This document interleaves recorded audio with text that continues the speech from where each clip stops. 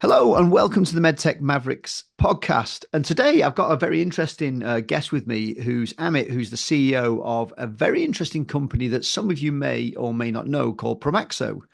And this was brought to my attention recently by a former colleague of mine, Matt Collins. And I've been absolutely fascinated. So welcome, Amit, to the podcast.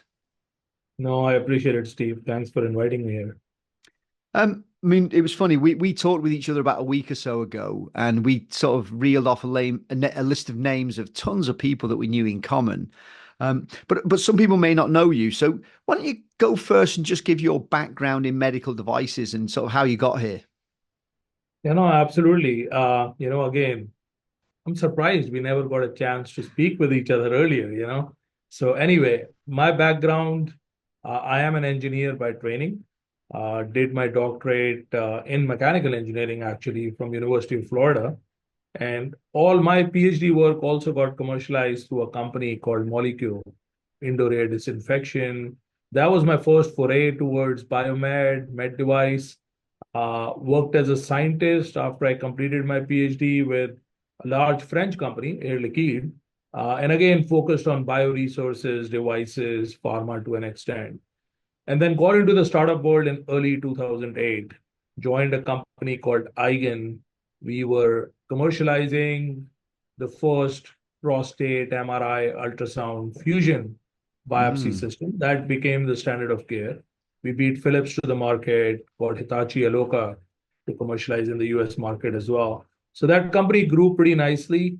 I was there till 2012 and then left and started a company looking at laser ablations of prostate and kidney cancers. Okay. Pretty exciting stuff. We got an FDA clearance within 17 months on our software only application, and then were taken over by some of our lead investors at that point. Uh, Took a break, was working on my executive MBA at Duke, was also working with a couple of companies you might know of, Sonoblade, the HIFU company. So brought in MRI into HIFU as well, working with their CEO at that point. And was a consultant with Philips as well on some of the issues they were having with his CT plant. Uh, and then chanced upon the underlying technology for Promaxo while I was flying to North Carolina, collecting miles between California and Duke. So single-sided portable MRI was funded by NIH, NSF at that point. Met one of the inventors of the technology. He's a radiologist and physicist.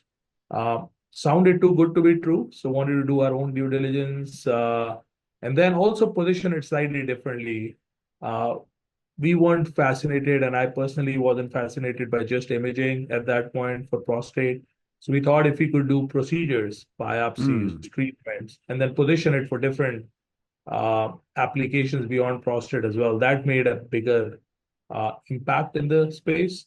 And that's how this whole journey started. Took about 15 months to do our own due diligence and then officially incorporated Promaxo in January of 2016. And it's been a journey, as you know, with any devices. It's been 8+ years of overnight work and successes. But now we're getting to the point where we feel good. We've got revenues, we've got good customers, and then we've got products in pipeline, our own robot and some AI work. So I know that's a long-winded introduction, but hopefully it gives you an No, it's idea. good. It's good. Yeah. But it's interesting because you talk Promaxo and you say Promaxo and you sort of throw it around. There's going to be a lot of people listening who either don't know the imaging space that well, and they certainly might not know Promaxo. So try and just sort of like describe what Promaxo is and why is it different than what's out there today? Yeah, exactly. So what Promaxo is doing is we're making MRIs more adaptable and flexible. So now you can put it in outpatient, you create a point of care shift, but not just to democratize imaging, but also to be able to do procedures under it. So that way you can make the maximal impact. So make an MRI flexible, make an MRI portable, but also make an MRI a platform to do procedures, not just imaging. So that's the big difference. And that's the big differentiator between us and any other imaging platform available. So in terms of dimensions, then it's a lot smaller than what is currently out there for most MRIs. Yeah, Or exactly. I mean, when we started this company, the first condition was it should go through a regular door. And when we say a right. regular door, we did not mean there's two doors, where you can still say it should also be able to go into a regular elevator. so we can take it to the fourth floor. It should be something that a single person can move around on casters, even though it's an MRI. And all of those were important criteria when we built this. So the product engineering requirements and customer requirements were pretty stringent. And our MR physicist and even our chief technology officer always looks at me and he always says, you made it so hard. So, because we also said, not just this, we need to have an opening there where you could bring a robot through it. So, from the very beginning, the MRI was created so the patient can lie on one side of the scanner and the robotics could come in from the other side. And sometimes we joke about it, but that's the only reason why my name is on certain patents, because I made life difficult for other engineers and scientists. Excellent. So that's really interesting, right? So let's talk first about the imaging side, and then I want to talk about the robotics application side of it. So what is current, like you talked a lot about outpatient departments, offices. That's where a lot of people go to. That's where lots of sites of care are being pushed very heavily. What's kind of the norm today? What do people usually use today in those office settings? Yeah, so if you look at just prostate cancer, which is our beachhead right now, the current standard of care is using an ultrasound in outpatient or in an office for doing biopsies, even doing most of the treatments. Now, about 12, 15 years ago, we brought out Fusion, which was you take an MRI information, you map it onto an ultrasound using a separate product, which could be Artemis or Euronav from Philips. And that brought in the sensitivity, specificity of MR into a much easier imaging platform like ultrasound, which is probably the easiest way to do procedures in outpatient. But the issues were like when you look at an ultrasound, it's a 2D image, also very invasive procedure. You're going through the rectum, you're shooting needles through it. So the chances of infection, hospitalization, sepsis. But it wasn't easy to bring an MRI into an office, right? So when somebody came to you, I still remember first time I met like Bill Hawkins at that point, like when he had just left. And I don't know if he remembers it or not, but I met him in North Carolina and he asked me, what do you do? So like, oh, we're making these portable MRIs to do procedures in office. He looked at me, just one word. He said, ambitious, right? I said, yeah, it's kind of cool to do something different. So we want to do it. But now that we look back, 8 years, 9 years, kind of been a journey, which has been very exciting and challenging at the same time. But that was the main premise of doing it. The procedures needed something. There was a need where if you could bring an MR and do everything under it, more targeted, more localized, and then take it to treatment as well, it's better quality of life, better outcomes. And also, there's a better reimbursement pathway for providers. But the solution, if you could do it, made sense, but it wasn't easy to create that solution. That's why there hasn't been many players who've tried it. No, I'm sure. Again, when Matt sort of reached out to me and we were talking, and I was thinking to myself, so let me get this straight. You're gonna have a small MRI in the office. And it just didn't make sense at first to me. But now, after seeing it, and again, I'll have put up some images during this podcast so people can see some of the images of the system. What intrigued me the most, though, was then you were talking about doing therapies through the MRI. So you were talking about delivering potentially robotics. Is that your robot you're thinking about, or the people's robots? Tell me a little bit more about the therapy. Yeah, no, absolutely. I mean, so we are doing treatments without the robot as well. We can do manual treatments by co-registering the needles to the imaging domain. But we are building our own robot. So it's an MR compatible, pneumatically driven robot. So we took some of the underlying technologies on the motors from Johns Hopkins, from Dan Stanovic's lab, Robotics, who's a big name in his own right. And we were able to get exclusive licenses from them to build our own customized robot that could fit through our MR platform. So if you look at our MRI and when you see and show the images, there's about a 5.5-inch opening through it. So the idea was to bring this robotic tool through it and be able to guide needles and able to guide fibers and other ablation sources while we are imaging. So it creates two different pathways, which are pretty exciting. One is if we've guided something, now we can visualize it. Right. Second thing is we can visualize, while guidance as well. So I think you can do confirmation scans. You can look at margin localizations a lot better. And then finally, you can create more targeted focal treatments, which has always been the pathway where this field is moving. And one thing we wanted to ensure is we did not want to be a surgical robot like Yes. Intuitive or CMR. I mean, you've done this multiple times. That's a complex pathway in itself. So when we went to FDA, we said, hey, we're doing a needle navigation platform under MR imaging. And FDA gave it a class 2 indication, which is a big deal for us as well, because we want to be differentiated and also don't want to follow the pathway where, there's the big elephant in the room. So Sure. You look, so there's a lot of tech heads that follow my different posts. Can you explain a little bit about the difficulties of putting robots through MRI scanners and why you've chosen the pathway that you've chosen?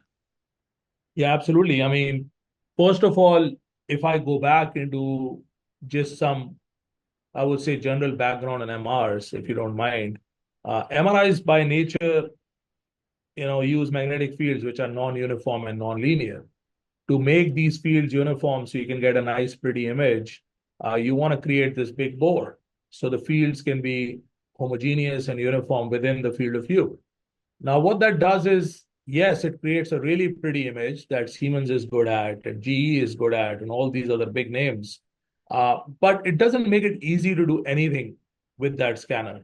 First of all, I don't think many people enjoy being in an MRI. I mean, I did ask this question at a tech event. It was a 1 minute pitch I had, a 30-second pitch, and I only started with who enjoys being in a conventional MRI. And I was surprised. I mean, you never get a response, right? But this one lady just raised her arms and she was like, yes, I enjoy it. Oh, I didn't know what to say after that, right? I'm like, Fetish, all right. fetish. Yeah, I was like, all right, how do I answer this now? I said, good for you, but most of the people don't. But secondly, like you mentioned, right, it's just because the magnetic fields are so strong and you build the whole infrastructure around this MRI. You have shielding in the room, you have cryogens, you have anything and everything from an infrastructure nightmare standpoint in that scanner.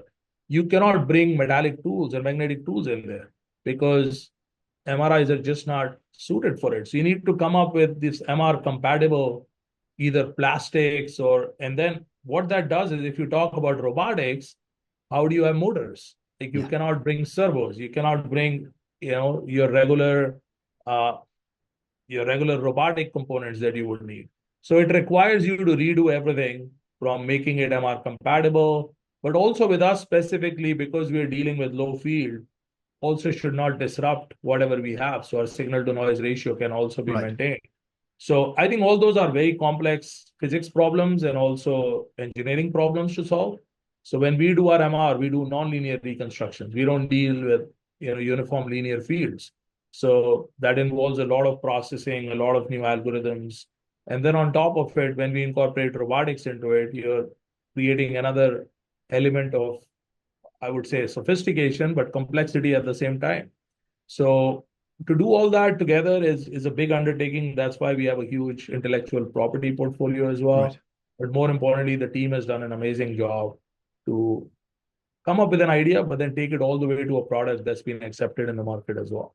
So are you commercial at the minute then? Is your product commercially available now or? Yeah, the MRI is, we've sold 165 plus systems or contracted. We've got about 40-50% of them, 40% of them installed in the market, and the rest, bunch of them in the backlog, ready to go out in the next quarter to two. And we've sold to pretty much every customer segment from small practices, mid practices, even large practices. And we've sold a lot into ambulatory surgery centers now Oh, and large okay. IDNs as well. And and and is it available only in the US or is it available outside of the US yet or? Primarily US, I would say 95% of our customers are US. We have some clinical systems. There's one in UK. We're working with Imperial and installing it and working through Okay. MHRA right now. So that's still going through the whole regulatory process, but it's under a grant. And then we've got systems which are going to Japan for clinical clearances and India and everything as well. So we've signed contracts in about 19 other countries, but that's mostly to seed the markets for the next couple of years. Excellent, excellent. Now, I did pick up earlier that you mentioned prostate, and you said that that's your spearhead. That's where you're starting. That's where you're really going. But clearly, imaging can be used in many other areas of the body. So what's your kind of roadmap for where you'd like to go into the next procedures? That's a great question, right? So, as a small company, we like to be focused on one thing at times, but also there's research ongoing. We've done female pelvic work Hmm. with the same patient positioning in a high lithotomy. We can look at some diagnostic applications out there as well. Also, we're looking at some oncology indications, ovarian cancer with some treatments like high dose brachy. So those are all clinical projects which are currently in works, and we have some data that we've published on female anatomy as well. Uh, we are starting some work on kidney. The IRBs are ongoing with Mount Sinai. Also starting some single breast imaging and breast biopsies work as well. There's another big name that should be announced soon enough. So the idea is that we continue to focus on prostate for the foreseeable future, but we should have at least one more indication approved or cleared by FDA in the next 12 months or so. Okay, exciting times. Well, very exciting. You know, a large part of my audience is also is it's not just on robotics. They want to know about startups, right? They're doing startups. They're running startups. And clearly you guys are being successful. So I'm going to ask you two things about the startup. So what would you say are the hardest things that you have to deal with as a startup? So generally on a daily basis. And then I'll ask you what are the advantages of being a startup? Yeah, I mean, the hardest thing is, you finish one challenge or you think it's 110-meter hurdles and you're at the end of it, and somebody is already lining up the next few hurdles for you. So which is kind of exciting at the same time because you're not really, a big ship that needs huge amount of inertia to move around. So if somebody has put hurdles at a 45-degree angle for you, you better be ready to do it. And that's what, is the second part of your question. That yes, the challenges are always there. They don't get over. And these successes take a lot of work. So you need to have a team that's aligned. But more importantly, I think I always say this, don't do a startup unless your family is behind you or your better half is behind you, because it's not what you think. It's Yeah. fun at the same time, and you need to be fully vested in it. But it's also challenging, and those challenges are what are exciting at the same time. So I look at that as a question where I can answer both one and the first part and the second part at the same time. You're always doing something new. You're always getting new challenges, but also as you get on the other side of it, it's exciting and satisfying and gratifying. Uh, the final part of it, which especially in our field, like startups are cool anywhere, whether you're doing a tech startup or you're doing anything else. In medical devices, what is satisfying and gratifying is you get to see your product being used on some patient. Yes. And we always say this, like if you're an engineer that's working in a startup, go to a clinic and get it, or go to a hospital and see your product being used. Because that is the biggest, I would say, achievement or accomplishment, because you're making an impact, not just on that patient, but everybody, the family, the friends. And that's what motivates you again. And then you go back. And also at the same time, you do get some serious learnings when it's used in the clinic or in a hospital, because what you think is a perfect product is not a perfect product when it goes in. And you cannot tell a physician or a patient, no, but I built it. It's so nice. It's just, yeah. So those are also good lessons at the same time, while it's also great motivation. Yeah, no, I think one of the biggest learnings that I had was that, everything that happens in the lab doesn't always necessarily translate to the real world. You have users that can do things with it that you could never have imagined, no matter how much risk analysis you did. You sit there Yeah. thinking, why are you pouring coffee into that? So yeah, so that yeah, I get that totally. Now, is Promaxo a private company? Promaxo is a private company. We're a C Corp. We've done multiple rounds of financing. Never say never to public markets, but we're happy being private for now. Uh, and then we'll see how the world kind of evolves for us over the next 12 to 18 months. I have a lot of investors who watch my podcasts. Um, are you going to be raising money again soon, or is that part of what you'd like to do? Or Yeah, I mean, we're bringing in some credit facility, and we're also bringing in a new equity round. So there's some money which is already coming in. It's committed. So you'll get to hear about it in the next few days. But yeah, I mean, the company, like I always say that about startups as well. I think you're always raising. Always. And it's better to bring money when you don't absolutely need it. But Yeah. yeah, you're always raising. Okay, good. So I'm hearing a few things here for the people that are listening to this. So that you're expanding globally. So I'm sure a load of distributors will be trying to get to you. Um, always open to talk about raising money. So if there's any investors, they can talk to you as well. And clinicians and physicians who are interested to see this technology, they want to get hold of you as well. So one of the questions is, what's the easiest way for people to get hold of you? You've got a website, I presume, and I'll put the link up if Yeah, you they can have. reach out to us on our website. I'm pretty active on LinkedIn, or our group Okay. is. You should be able to reach out to us there. But our website is the easiest way to get through to us. Also, most of our executives and management team are pretty approachable. So, like how Matt reached out to you, most of the guys in our team have done it a few times. So people know them as well. So I'm sure somebody will know somebody in our team to reach out. Uh, Okay, excellent. And I'll make sure the website goes up on the podcast as well. So in terms of this then, so what would you say is the immediate next big challenge that you guys have got to face in the very short term? What would you say is the biggest challenge you've got to come over? Yeah, so I mean, we're selling a lot. Working capital needs to go through the huge backlog. I mean, it sounds great to tell a story. We built a backlog. Now you've got to deliver on that backlog. So I do remember bringing it up in one of our board meetings. Hey, we've got a great problem. We're selling a lot. And I was told in no uncertain terms, it's just a problem, not a great problem. Just solve it, right? So I think few things we're doing are our supply chain has already been built up that we can cater to the demand. Yeah. Uh, the working capital needs should be sorted out soon enough. And then the next big thing is we start working through our backlog to build the run rate, to build the revenue profile that we want to.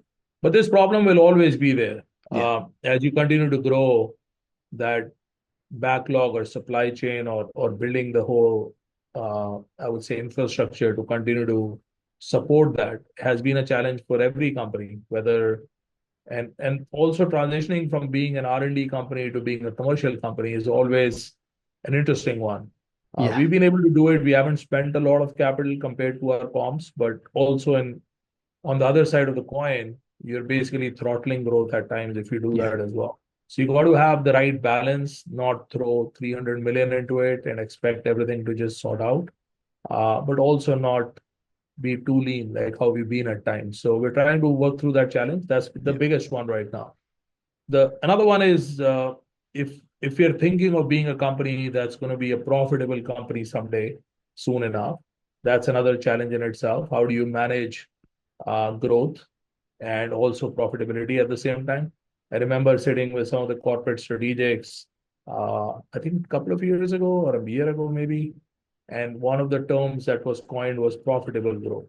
Now, I Yes. don't know what that means. I think it's good to have a nice business term coined there, but I think profitability has been a big push for us. Still want to have growth, but we want to see how fast can we get to being somebody that can still grow while being profitable. Yeah, and I do think that is a challenge for all capital companies. Is Mhm. it's you can almost dig yourself a bigger hole by being too successful too fast. That's one of the real problems that you get. I know that in the world of robotics, that all of the companies are suffering with that at the minute because especially as a lot of these, and I don't know how your business model is, but a lot of the models for robots have gone to kind of lease plans or to pay per Exactly. clicks or things like Mhm. that. So you're not getting the huge capital infusion at the beginning of the contract, and you have to kind of sweat the contract along until you get to a break even point. And you can only absorb so much of that as a small company. Even as a big company, it's a challenge to absorb that kind of business plan. So I agree. You have to be careful. It's that kind of delicate balance between going too fast and getting into a cash crisis versus going just at the right speed and making sure that then your revenues back you up so that your hole doesn't get too big. So I completely agree. And I think you're being sensible that you understand that. And managing, obviously, your board all the time is always a good challenge to make sure that they do that the right way. Um, what about partnerships? So you mentioned a little bit earlier on partnerships. You know, that is another way that you can, as a startup, leverage the commercial capabilities of bigger companies. What's your thinking on partnerships? Yeah, no, absolutely correct. I mean, so we we would love to see what would make sense with the right strategic at the right time as well, and they could help us scale.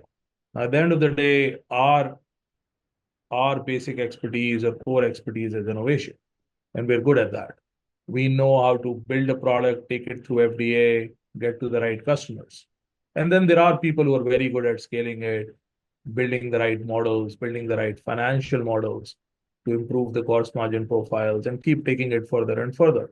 So I think those conversations are ongoing with a few of them. And usually these partnerships end up going towards an M&A discussion sooner or later if the right uh, if the right matrices are being followed by both parties involved. But those are conversations that we're always open to. Another set of partnerships is as we're going more and more into treatments, Yes. we are not the ones to build every treatment out there. We want to be the platform that can partner with the different ablation sources or different radiation sources. And then that way, we're somewhat agnostic and let the market decide which ablation is going to win the focal therapy war. Yeah. Finally, as you think of robotics, we've built our own robotic platform, but our goal has been to get to a patient faster than the bigger guys. Because now, if you're doing biopsies, we can take them to treatments the way we would like. So that does create a pathway with the robotic companies as well for us, where they can do more procedures, leveraging what we are giving them on a data side with better biopsy results or enhanced outcomes. So not naming any names, I think there's a lot of conversations that have been had over the years, and we're kind of sitting back. We usually don't try to reach out to the strategics until it's the right time, but uh, I think it's been years and years of conversation. So we'll see what's the right partner at the right time. But we're getting close on that as well because we have enough scale on our own side, enough systems sold, enough revenues in works on the run rate side as well, that it becomes the right story for the right strategic. Yeah. I think you're absolutely right. And again, I often get asked by people who are starting in their startups, how do I get bought? And the answer is don't try and be bought. Exactly. Go out there and just work for yourself and plan to be the best that you can be and deliver the best that you can do and do your business plan that makes sense for you. And then when you get to the right size, scale, and interest, someone will come along at the right time. No, I completely agree with that. I think that's a I very think, good I, strategy. I heard a term, a football analogy, keep giving them the Heisman. Yeah. And it's kind of a nice one because I think the strategics are always good to have, but sometimes having one on your cap table too early could be useful or might not be useful. Uh, and and just keep the options open for the longest time period, and hopefully everything turns out the way it is. And also from our perspective, we look at every option. Of course, M&A is a much easier option in devices than IPO, but never say never to anything and or just stay private for the longest time you can. What's the Yes. problem? Yeah. Yes, I agree with that one. Well, look, Amit, I know that you've got to run off to another meeting and we're up on the half hour. So, firstly, thank you very, very much. And again, I'd like to thank Matt as well, Matt Collins, for reaching out to me about Promaxo because he's brought it on my radar and I've been really fascinated by your story. And I still couldn't quite understand in my head that you can make a small portable MRI that goes into an office. That was just quite mind bending for me. And I'm sure a lot of people watching this will say, really? Seriously? Really? So I think that's great. Yeah, so thank you very much for coming on today. And I'll really be watching your progress. And again, I'll put up the websites that if anyone wants to contact you, they can do. But yeah, really well done on where you've got to so far. It's really hard as a startup. I know I've done enough myself. And I wish you all the success with Promaxo. Oh, thank you so much, Steve. I appreciate you bringing me on here and all your kind words as well. Thank you. Thank you.